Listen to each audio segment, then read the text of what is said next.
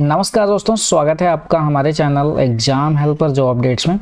दोस्तों, static GK की series में आज हम डिस्कस करेंगे भारत के राज्य और केंद्र शासित प्रदेशों के बारे में। सबसे पहले जानेंगे भारत की खोज, फिर जानेंगे भारत की लोकेशन क्या रहने वाली है, फिर जानेंगे केंद्र शासित प्रदेश बनाने की जरूरत क्यों पड़ी और कौन सा केंद्र शासित प्रदेश कहाँ पर स्थित है और उस केंद्र शासित प्रदेश में क्या क्या फेमस है और क्या क्या आपके एग्जाम्स के लिए महत्वपूर्ण है। ये सब कुछ आपके इस वीडियो में डिस्कस करेंगे। तो चलिए वीडियो को स्टार्ट करते हैं। सबसे पहले जानते हैं भारत की खोज के बारे में।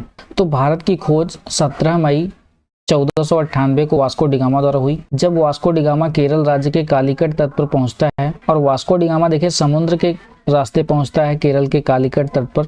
केरल आपका यहाँ पड़ता है और कालीकट का तट यहाँ पर है, और यहीं पर सबसे पहले वास्को डिगामा पहुंचता है और तभी जाके भारत की खोज होती है। देखिए, वास्को डिगामा निकला था सबसे पहले अमेरिका की खोज करने, लेकिन वह केरल के कालीकट तट पर पहुंचता है और इंडिया की खोज हो जाती है। जब वह भारत के कालीकट तट पर पहुंचता है तो उस टाइम पे भारत एक कृषि प्रधान देश होता है। कृषि की ही खेती भारत के अंदर होती रहती है, और वास्को डिगामा भारत आता है एक नाविक व्यापार करने के लिए भारत आता है, और उसको मसालों से काफी लाभ होता है। वो मसाले यहाँ से ले करके अपने देश में जाता है और वहां पर उन मसालों से 60 गुना लाभ कमाता है, और वहीं से धीरे धीरे करके और भी देश भारत आना शुरू कर देते हैं। चलिए अब जान लेते हैं भारत के कौन कौन से नाम है। तो देखिए, आर्यों की भूमि है भारत, तो आर्यों की भूमि है इसलिए भारत का नाम पड़ा आर्यावर्त।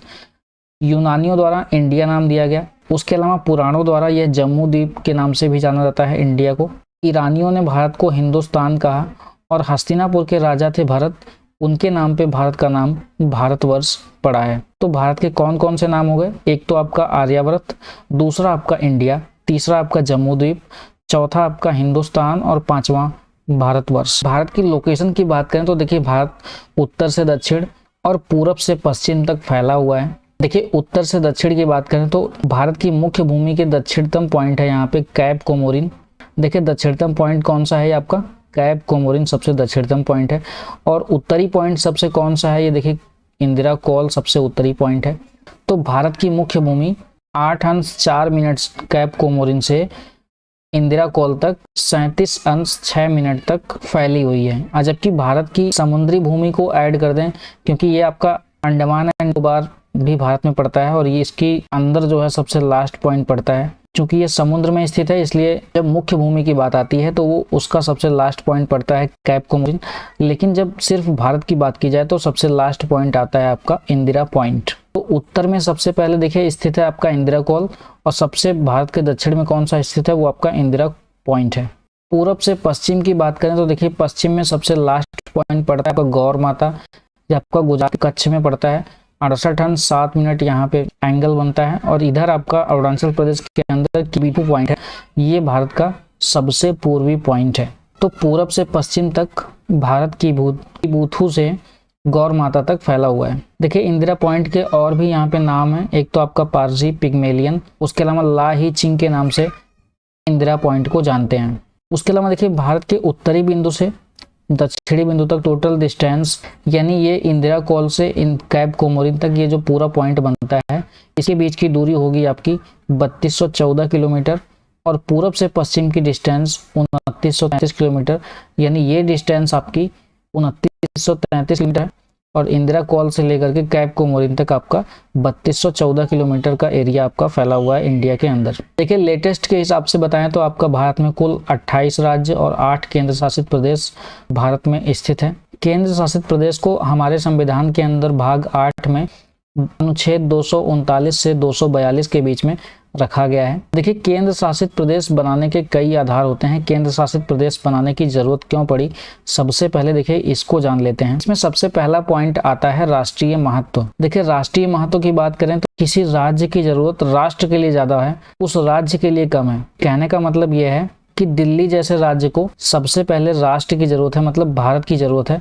उसे राज्य एक राज्य के रूप में जरूरत सबसे बाद में आती है, सबसे पहले वो देश की राजधानी है। एक कंप्लीटली स्वतंत्र राज्य जैसे आपका उत्तर प्रदेश है या फिर मध्य प्रदेश है, उसके अंदर एक मुख्यमंत्री की इतनी पावर होती है तो उस प्रदेश की जमीन सारी मुख्यमंत्री के अंडर में रहती है। तो अगर मुख्यमंत्री चाहे तो रोक दे। सपोज कीजिए दिल्ली के अंदर कोई बाहर से अमेरिका का राष्ट्रपति या फिर ब्रिटेन का राष्ट्रपति प्रधानमंत्री आने वाले हैं और उनको भारत के प्रधानमंत्री लाल किला दिखाने की और उधर कोई फंक्शन रखने की पहले से डिसाइड कर रखा है, लेकिन वहां पे मुख्यमंत्री ने परमिशन ही नहीं दी, तो ये सब देश के लिए खतरा है। तो इसलिए राष्ट्रीय महत्व को देखते हुए सबसे पहले देश पहले है, राज्य बाद में आता है। तो इसलिए दिल्ली को एक केंद्र शासित प्रदेश बनाने की जरूरत पड़ी। अगला बात करते हैं अखंडता की। मतलब कोई राज्य की बात करें तो कोई राज्य भारत से टूटने के खतरे में है, कोई राज्य भारत से अलग हो जाएगा, के डर से कभी कभी राज्य को केंद्र शासित प्रदेश बनाने की जरूरत पड़ती है। जैसे जम्मू कश्मीर के लोगों में ये खतरा जो है बना होता है, वहाँ के लोगों को भड़काया जाता है कि आप पाकिस्तान में मिल जाओ। यहाँ तक कि जब 370 लागू थी तो वहाँ पे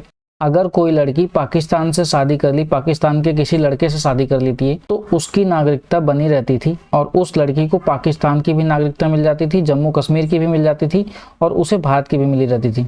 लेकिन वहीं अगर वह लड़की भारत के किसी अन्य राज्य से शादी कर लेती है, किसी अन्य राज्य के लड़के से शादी कर लेती है, तो उसकी नागरिकता खत्म हो जाती थी। तो ये सारी चीजें दिखाता है कि वहाँ के लोग काफी डरे हुए थे, एक तरीके से भारत की नागरिकता खत्म हो जाएगी। तो इन सब चीजों को आधार बना करके, और वहाँ पे देखिए हमेशा आतंकवादियों का खतरा रहता है। पाकिस्तान आए दिन प्रयास करता रहता है कि कश्मीरी लोग भारत का विरोध करें।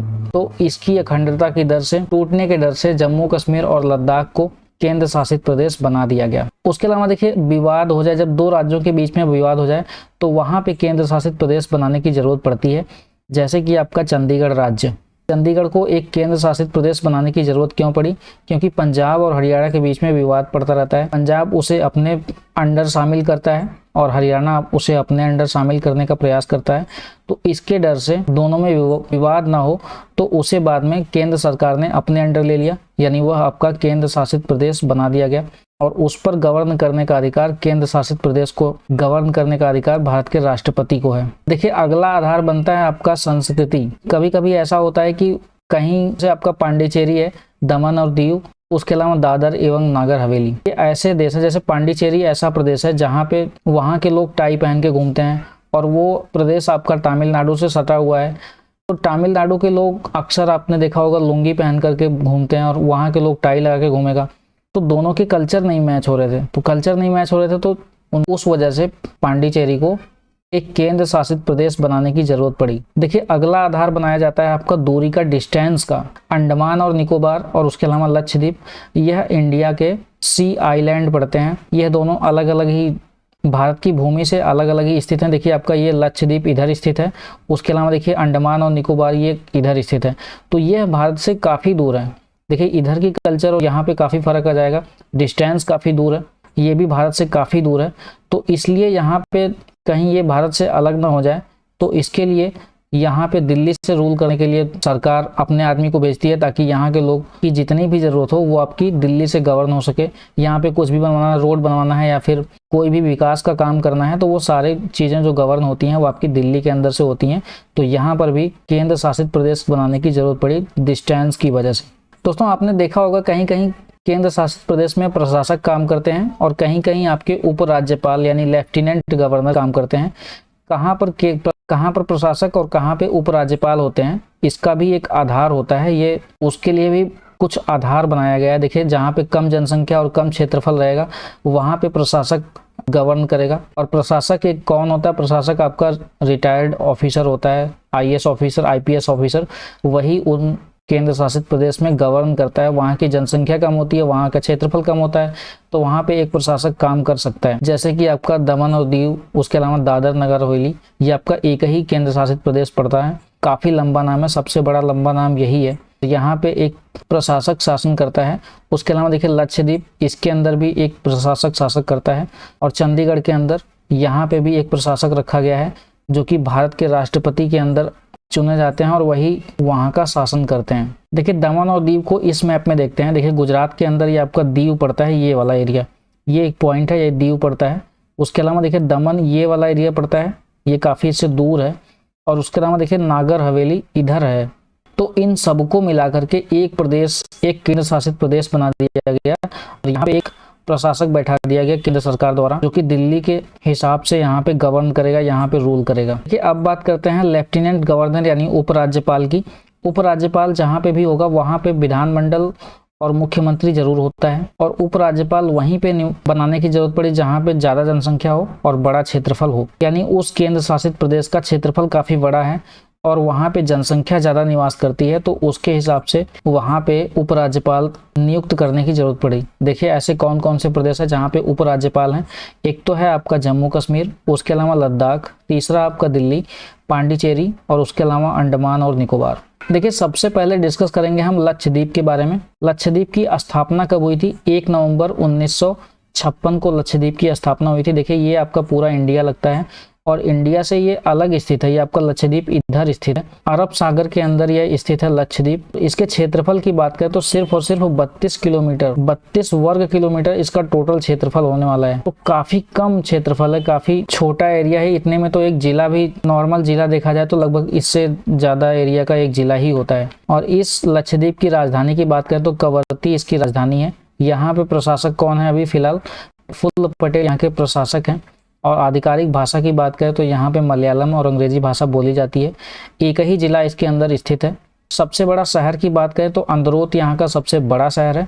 साक्षरता यहाँ पे काफ़ी अच्छी है, 91.85% यहाँ की साक्षरता है। देखिए अगले केंद्र शासित प्रदेश की बात करें तो दमन और दीव और दादर और नागर हवेली। पहले देखिए दमन और दीव एक अलग केंद्र शासित प्रदेश था, दादर नागर हवेली ये एक अलग था, लेकिन इसको जो है 26 जनवरी 2020 के अंदर इनको एक ही में जोड़ दिया गया। दमन और दीव, उसके अलावा दादर और नागर हवेली, इन सबको एक में ही जोड़ दिया अमित शाह ने। देखिए दमन और दीव की बात करें तो सबसे पहले देखिए दीव यहाँ पे आता है, इस पॉइंट पे गुजरात के अंदर स्थित है। उसके अलावा देखिए गुजरात के अंदर ये काफ़ी दूर पड़ता है, दमन इससे काफ़ी दूर है, लेकिन यहाँ पे ये दमन पड़ता है। तो जब दमन और दीव यहाँ दोनों काफ़ी दूर दूर हैं, ये आपस में मेल कर गए, पहले से ही आपस में जुड़े हुए थे। तो अमित शाह ने क्या किया कि दादर और नागर हवेली उसके पास में थे, तो उन्होंने उसको भी जोड़ दिया। तो ये टोटल मिलाकर के हो गया दमन और दीव और दादर नागर हवेली। इसकी स्थापना आपकी 26 जनवरी 2020 के अंदर होती है। इसकी राजधानी की बात करें तो दमन इसकी राजधानी है। प्रफुल्ल खोड़ा पटेल यहाँ के प्रशासक हैं। उच्च न्यायालय इसका कौन सा लगता है? मुंबई इसका उच्च न्यायालय लगता है, मुंबई हाई कोर्ट इसका न्यायालय है। क्षेत्रफल की बात करें तो 603 किलोमीटर यहाँ का क्षेत्रफल है, 603 किलोमीटर स्क्वायर यहाँ का क्षेत्रफल। आधिकारिक भाषा की बात करें तो कोंकणी, गुजराती, उसके अलावा हिंदी, 3 यहाँ की आधिकारिक भाषा है। टोटल यहाँ पे 3 जिले स्थित हैं। सिलवासा यहाँ का सबसे बड़ा शहर है। देखिए विवादों के आधार पर केंद्र शासित प्रदेश बनने वाला एकमात्र राज्य आपका आता है चंडीगढ़। चंडीगढ़ का फॉर्मेशन आपका 7 अक्टूबर 1953 के अंदर हुआ। राजधानी इसकी चंडीगढ़ ही है और यहाँ के प्रशासक हैं बनवारी लाल पुरोहित। उच्च न्यायालय की बात करें तो चंडीगढ़ हाई कोर्ट यहाँ का न्यायालय है। इसकी टोटल क्षेत्रफल की बात करें तो 114 वर्ग किलोमीटर टोटल क्षेत्रफल है। आधिकारिक भाषा इसकी हिंदी और अंग्रेजी यहाँ की आधिकारिक भाषा है। देखिए अब बात करते हैं दिल्ली की। दिल्ली आपका एक केंद्र शासित प्रदेश है और यहाँ पे आपके लेफ्टिनेंट गवर्नर और मुख्यमंत्री दोनों ही होते हैं। यहाँ पे लोकसभा की सीटें भी हैं। तो सबसे पहले जान लेते हैं दिल्ली की स्थापना कब हुई। 1911 के अंदर सर एडविन लुटियन और सर हर्बर्ट बेकर ने दिल्ली की स्थापना की। सबसे पहले दिल्ली को राजधानी कब बनाया गया? 13 फरवरी 1931 को सबसे पहले दिल्ली को राजधानी घोषित किया गया। वर्तमान में दिल्ली के मुख्यमंत्री हैं अरविंद केजरीवाल और वर्तमान में यहाँ के लेफ्टिनेंट गवर्नर यानी उपराज्यपाल हैं विनय कुमार सक्सेना। यहाँ की आधिकारिक भाषा कौन सी है? यहाँ पे देखिए हिंदी और अंग्रेजी दो आपकी आधिकारिक भाषा है। अतिरिक्त राजभाषा की बात करें तो यहाँ पे पंजाबी और उर्दू यहाँ की अतिरिक्त राजभाषा है। दिल्ली के अंदर कुल 11 जिले हैं। टोटल राज्य और केंद्र शासित प्रदेश के हिसाब से इसका राज्य की क्षेत्र रैंक यहाँ पे क्षेत्रफल के हिसाब से देखिए ये आपका 31वां राज्य बनता है।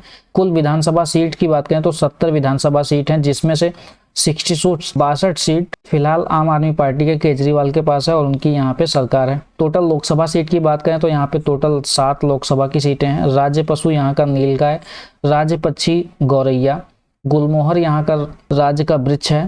राज्य पुष्प की बात करें तो अल्फा इसका राज्य पुष्प है। दिल्ली का प्राचीन नाम देखिए इंद्रप्रस्थ इसका प्राचीन नाम। देखिए अब बात कर लेते हैं जम्मू कश्मीर की। देखिए पहले आपका जम्मू कश्मीर ये पूरा लगता था, पहले आपका यहाँ तक देखिए पूरा ये आपका कश्मीर का एरिया था।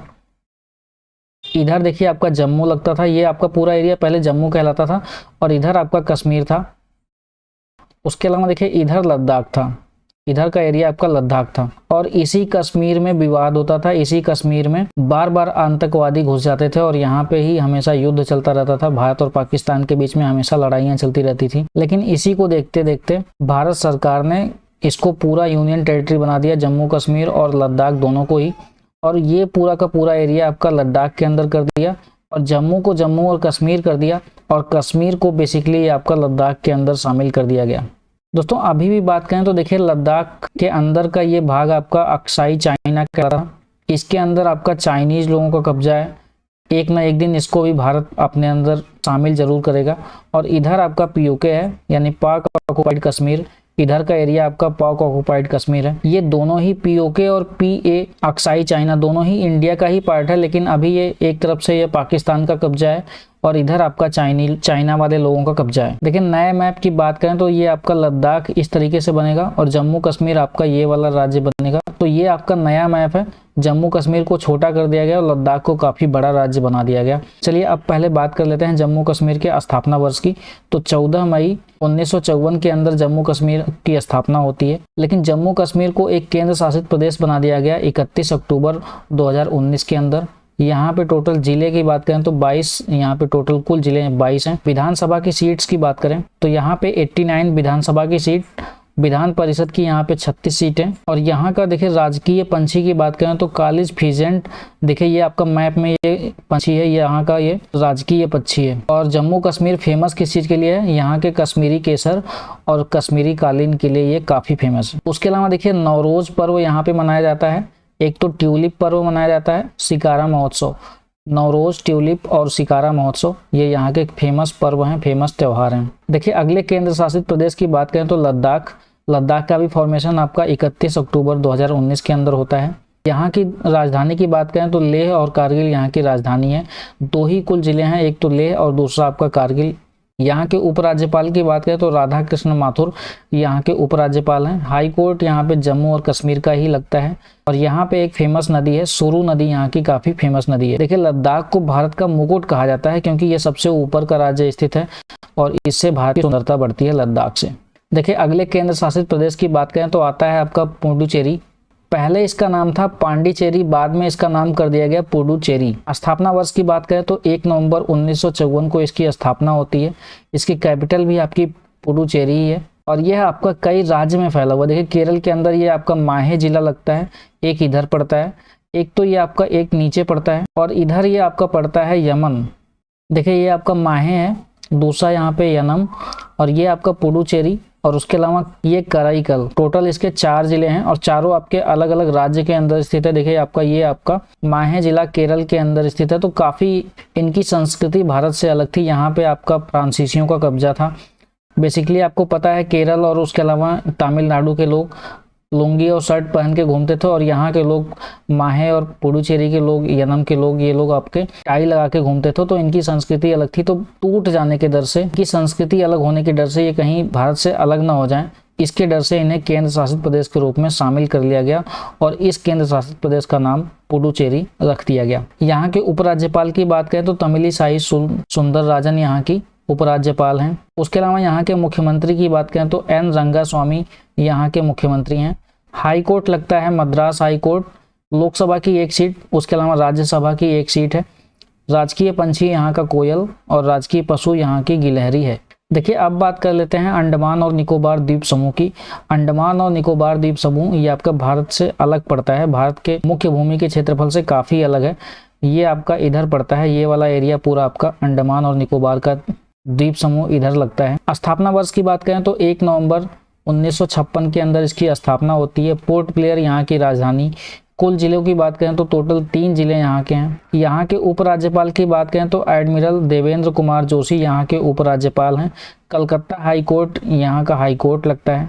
1 लोकसभा की सीट यहाँ पे बस है। देखिए 10 डिग्री चैनल, यह आपका लिटिल अंडमान और निकोबार के बीच में 10 डिग्री चैनल स्थित है। ये काफी बार आपसे क्वेश्चन पूछा जाता है कि ये आपका देखिए ये आपका 10 डिग्री चैनल लगता है। ये आपका लिटिल हिमालय, उसके अलावा ये आपका लोअर हिमालय, ये मिडिल हिमालय और ये आपका नॉर्थ हिमालय, सॉरी अंडमान पड़ता है। North Andaman, middle Andaman lower Andaman और लिटिल अंडमान, ये सारे अंडमान अलग अलग लगते हैं। तो लिटिल अंडमान और यहाँ पे कार निकोबार के बीच में 10 डिग्री चैनल स्थित है। देखिए सबसे ऊंची चोटी की बात करें तो सैडल चोटी यहाँ की सबसे ऊंची चोटी स्थित है, जो कि उत्तरी अंडमान के अंदर स्थित है। राजकीय पंछी की बात करें तो अंडमान वुड पिजन, जो कि आपका देखिए इस तरीके का अंडमान वुड पिजन, लकड़ी कबूतर भी इसे बोलते हैं, यह आपका इस तरीके का होता है। यहाँ का राजकीय पंछी यही है। अगला आपका राजकीय पशु की बात करें तो डुंगोंग यहाँ का पशु है।